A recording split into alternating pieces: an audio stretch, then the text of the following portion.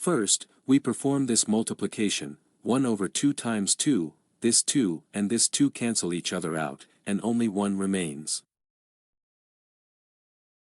In the end, 6 divided by 1 gives us 6.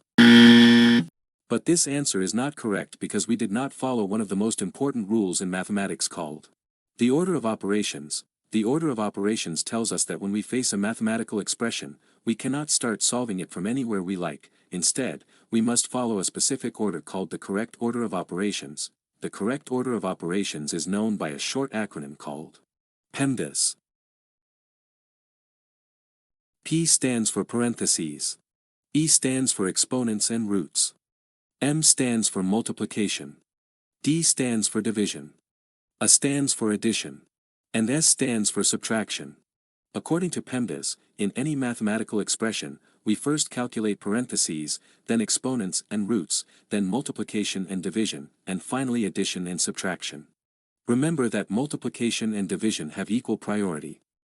In any expression that has both multiplication and division, we move from left to right and perform whichever we reach first. This rule also applies to addition and subtraction. Now, with these explanations, let's solve the question from the beginning of the video.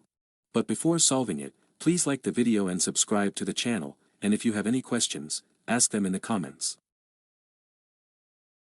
6 divided by 1 over 2, multiplied by 2. In this expression, there is both division and multiplication.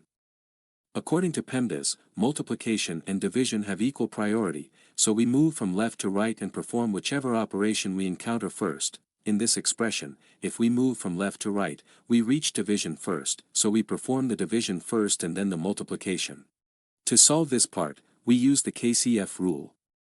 K stands for keep, C stands for change, and F stands for flip. The KCF rule is a simple rule for dividing fractions. According to this rule, we keep the first number as it is, change the division sign to multiplication, and flip the second number.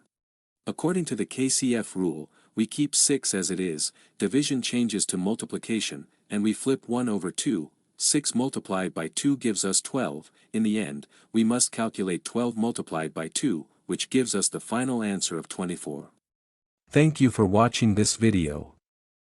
If you enjoyed it, like the video. If you have any questions, ask them in the comments, and I will definitely answer. Share it with your friends. And subscribe to the channel.